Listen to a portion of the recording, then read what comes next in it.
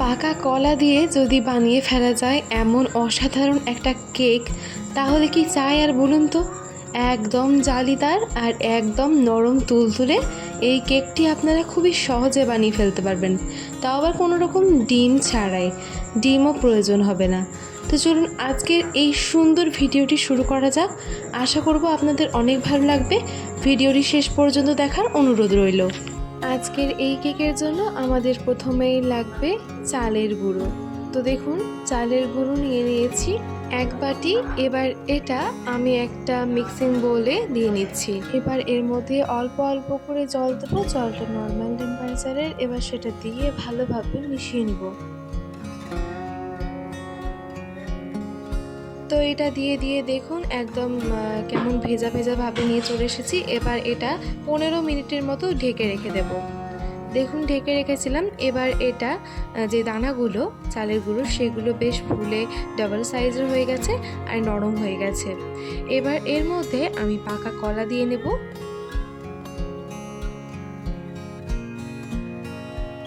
দুটা কলা নিয়ে এর মধ্যে আমি পরিমাণ মতো চিনি দিয়ে দিব। চিনিটা স্বাদ মতো আপনারা দেবেন। তো চিনিটা দিয়ে দেওয়ার পরে এটা ভালোভাবে হাতের সাহায্যে মেখে নিব। একদম সুন্দর একটা ঘনত্বের চলে আসবে দেখবেন আস্তে আস্তে।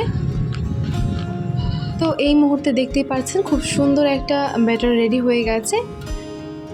কি সুন্দর থকথকে একদম এই রকমই ব্যাটারটা হবে।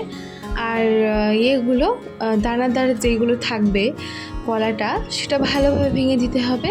এখন আপনারা চাইলে কলাটা ব্লেন্ড করে তারপরেও দিতে পারেন, কোনো সমস্যা নেই। তো এর মধ্যে হাফ চামচা মতো দিয়ে দিলাম খাবার সোডা, সেটা দিয়ে ভালোভাবে মিশিয়ে নিচ্ছি। এবার এর মধ্যে অল্প একটু স্বাদ মতো লবণ দিয়ে দিতে হবে। এবার স্বাদ আরও দ্বিগুণ করবার জন্য দিয়ে দেব 1 চামচা মতো ঘি। ঘি দিলে স্বাদটা যেন আরও বেশি চলে আসে, এতটাই ভালো হয়। এবার ব্যাটারটা যখন আপনি করবেন তখন যদি অল্প একটু জলের প্রয়োজন হয় আপনারা জল দিতে পারেন, কোনো সমস্যা নেই। আবার যদি মনে হয় যে না জল দেব না, টেস্টটা একদম ঠিক রাখবো, তাহলে কলা দিয়ে দিতে পারেন আরও একটা। তো আমরা কলা আরও একটা দিয়ে দিয়েছিলাম, ওটা স্কিপ পড়ে গেছে। তো তারপরে ব্যাটারটা করে নিয়েছিলাম। ব্যাটারটা খুবই সুন্দর হয়েছিল, একদম থকথকে। এবার এখন একটা নিয়ে নিয়েছি প্রেশার কুকার। আমি তো বলতে ভুলেই গেছিলাম, আমি এই কেকটা প্রেশার কুকারের সাহায্যেই করব। কত সুন্দরভাবে হয়ে যাবে আপনারা বুঝতেই পারবেন না। আর হ্যাঁ, এটা কোনো ওভেনও লাগবে না, মাইক্রো ওভেন ছাড়াই কি সুন্দরভাবে কেকটা হয়ে যাবে। তো আপনাদেরকে প্রথমেই বলতে হতো, সেটা ভুলে গেছিলাম। তো দেখতেই পাচ্ছেন কি সুন্দরভাবে আমি সাদা তেল দিয়ে সেটা ব্রাশ করে নিলাম। একদম সুন্দরভাবে পুরোটাই ব্রাশ করে নিতে হবে। ব্যাটারটা প্রেশার কুকারে দিয়ে দিলাম। এবার প্রেশার কুকারটা অল্প লো ফ্লেমে এটা আমি গ্যাসে চাপিয়ে দিলাম। প্রেশার কুকারের সাইডে দেখুন একদম গরম হয়ে গেছে, মানে যে তেলটা লাগিয়েছিলাম প্রেশার কুকারের গায়ে সেটা হালকা ফুটতে শুরু করেছে, মানে জানতে হবে প্রেশারটা গরম হয়ে গেছে। এবার এর মধ্যে আমি কুচি করে কেটে রাখা চেরি দিয়ে দেবো। চেরি দিলে বেশ সুন্দর ডেকোরেশনটা হয়, ওপর থেকে খুবই সুন্দর লাগে, যেহেতু জিনিসটার কালারটা লাল। এবার লাল লাল যদি দেওয়া থাকে কেকের মধ্যে খুবই ভালো লাগে। তো সেটা আমি পুরোটাই ছড়িয়ে দিয়ে দিলাম। এবার প্রেশার কুকারের ঢাকনাটা আমি লাগিয়ে দিচ্ছি। ঢাকনা লাগিয়ে অবশ্যই কিন্তু উপরের যে সিটিটা সেটা তুলে নিতে হবে, কেকের পক্ষে এটাই শ্রেয় হবে। লো ফ্লেমে এটা আমি করে নিয়েছি হচ্ছে 10 মিনিট মতো দিয়ে নিয়েছিলাম। একদম হালকা আঁচে দিতে হবে, একদম লো ফ্লেমে দিতে হবে। এখন দেখুন কতটা ফুলে গেছে, কালার চেঞ্জ হয়ে গেছে, চেরিগুলো একদম মানে হালকা গলে গেছে আর কালারটাও ছড়িয়ে গেছে।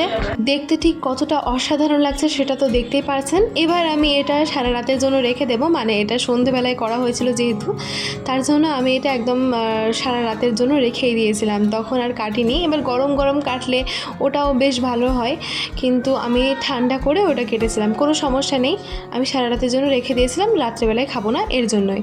তো এই যে এখন দেখুন এটা আমি নিয়ে চলে এসেছি। এবার একটা ছুরির সাহায্যে মধ্যে থেকে আমি দুভাগে ভাগ করে নেব কেকটাকে। যেহেতু প্রেশার কুকারে আগেই সাদা তেল দেওয়া হয়েছিল, সেহেতু কিন্তু কোনো রকম অসুবিধাই হবে না, একদম হাতের সাহায্যেই উঠে আসবে। কত সহজে উঠে আসলো, একদম প্রেশার কুকারেও কোনো রকম কেক লেগে নেই, আপনারা দেখতেই পাচ্ছেন। আর কত সুন্দরভাবে উঠে এসেছে, একটুও ভেঙেও যায়নি। দুভাগে ভাগ করে নিয়েছি, এতে সুবিধা হলো ওঠাতে। আর দেখুন একদম নিচেও কিছু লেগে নাই, একদম পরিষ্কার রয়েছে। আর কি সুন্দরভাবে এটা হয়ে গেছে আপনারা দেখতেই পারছেন। তো আপনাদেরকে একটু দেখায় যে এটা কেমন নরম হয়েছে।